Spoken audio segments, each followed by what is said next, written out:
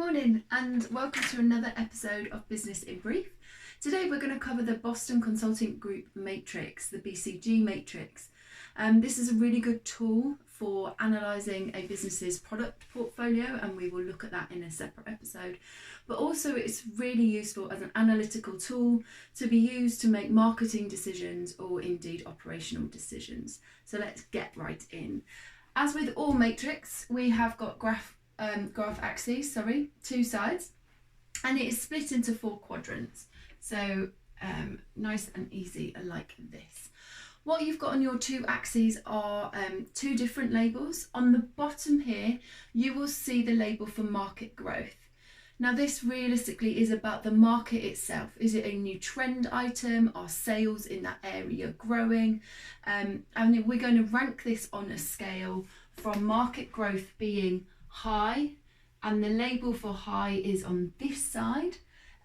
This can be drawn differently. This is how I draw it, and there's an argument for why I'll explain later.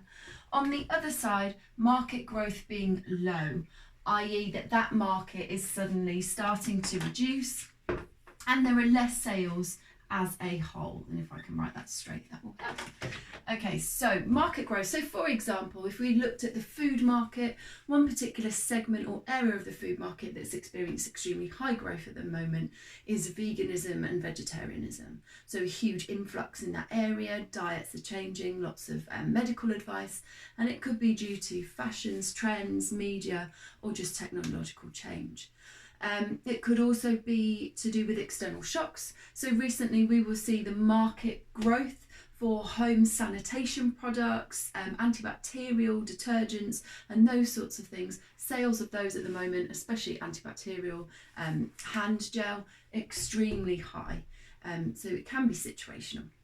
So on a rating of high through to low. Then on the second axis, exactly the same, we're using a high to low scale, but in this case we are talking about market share. So for the company you are analysing, what is their percentage share of that market? Is it high or is it relatively low? If it's low, it's likely that either they are a newcomer to that market or competition is extremely high. If their market share is high, they would probably be a brand leader, very established, and therefore they would have the lion's share of that market.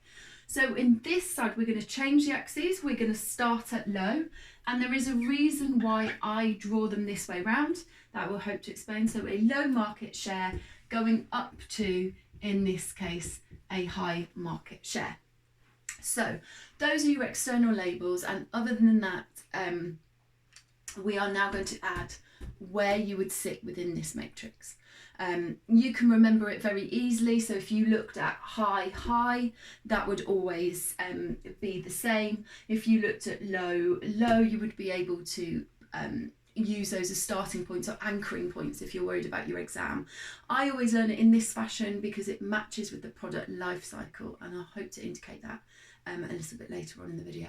So first, the market is high. It's a new trend. Something is a new technology. You as a business, for your market share, want to get involved in this area. It's a budding growth area. You would be a fool to miss out. This could potentially be where your next big product lies. And so you want to enter that market. But you are entering that market, you are relatively new, and therefore your market share will be low. So this first quadrant, you are going to bring out a new product, but you are not sure how well that product will do. We would call this a question mark. So very clearly a question mark represents a question mark. So this is a question mark. It may also, other examples and specifications, call this the problem child. That this is an item that you have got, or a product that you have got, but you are not exactly sure how well this is going to perform. I'm going to have to let my cat in. So, sorry. In terms of this, a question mark or a problem child, it's a new area for you to go in and you are not sure how you are going to perform. So you are on tenterhooks to look to see whether this product will grow, in which case your market share would increase, or whether actually this is a product that's going nowhere. So the easiest way to look at this is, well, if this product does do well and indeed does increase, what does it then become?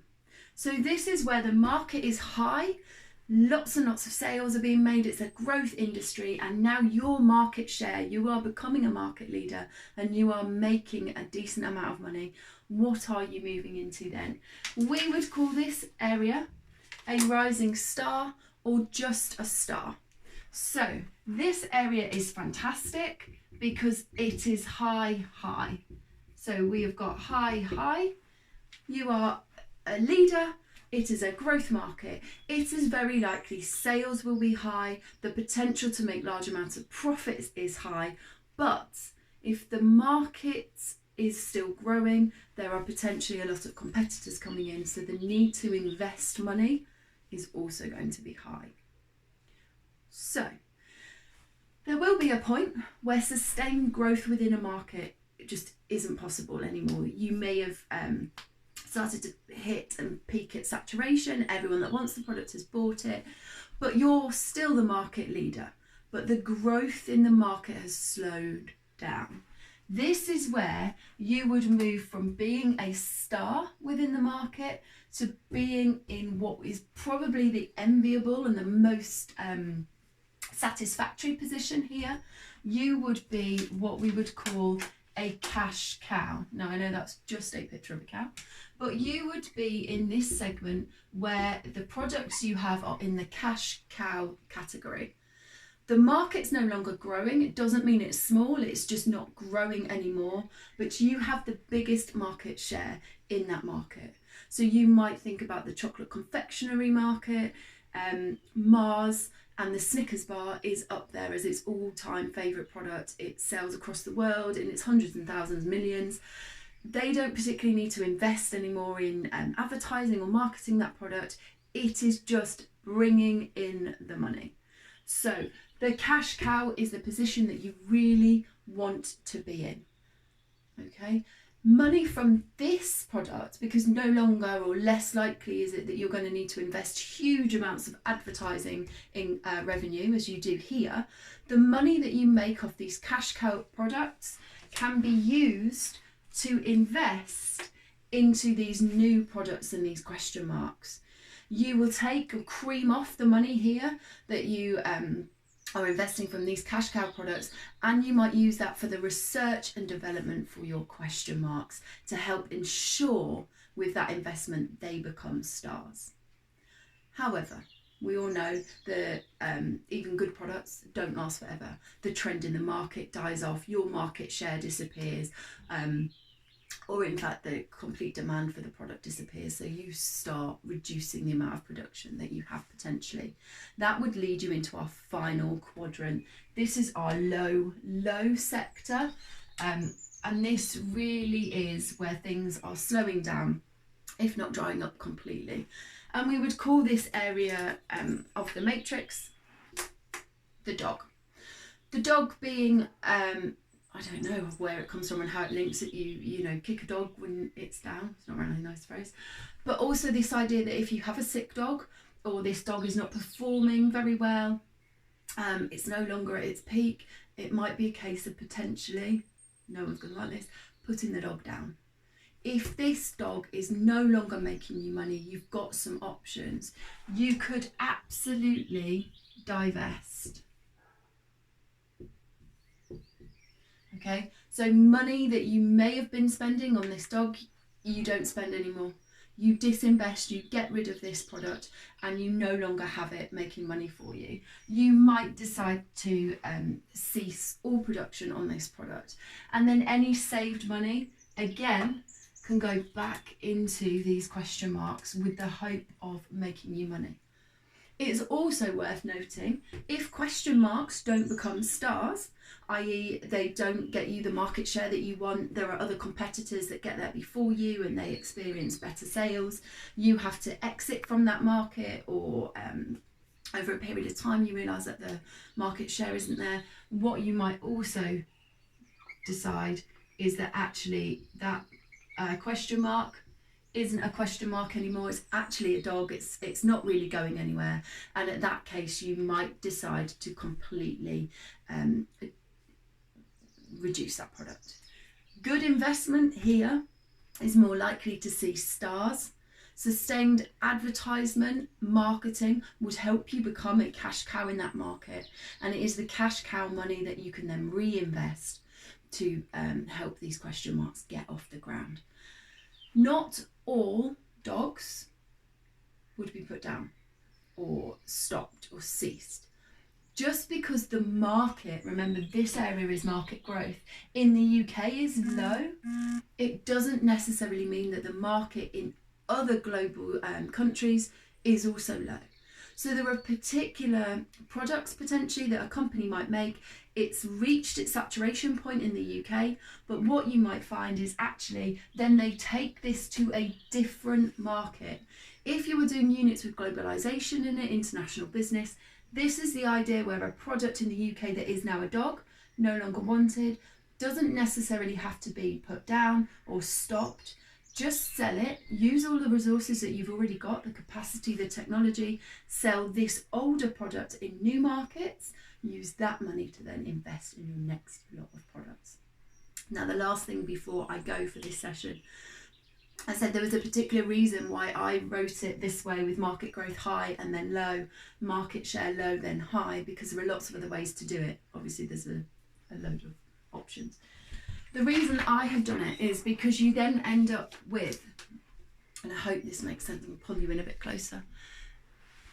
You end up with the 4 elements going in this order. So question mark, rising star, cash cow, and then your dog.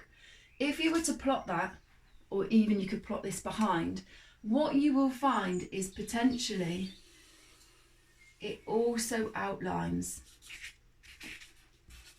the product life cycle. So everything you know about the product life cycle in terms of sales, in terms of profits, and in terms of cash flow, it's often being negative at the beginning, only making positive cash flow when it reaches a cash cow situation, can be applied using the Boston Consulting Group Matrix. So please bear that in mind. It's a really useful tool. It's also one of the slightly more entertaining ones because it's got nice pictures, but can be used with the product lifecycle. It can be used with AIMSoft's matrix. So what strategy are you going to do? Product development. But it is also fundamentally, this is what is used for product portfolio analysis. And the follow-up video that's going to follow from this will be about product portfolio analysis and how this links to that. So that will be the next video coming up. Please look out for that. If you would like to see a video on a particular thing, then please let me know in the comments below. I'm also going to try and put some PowerPoint presentations and some materials up with each video. Till the next time, bye.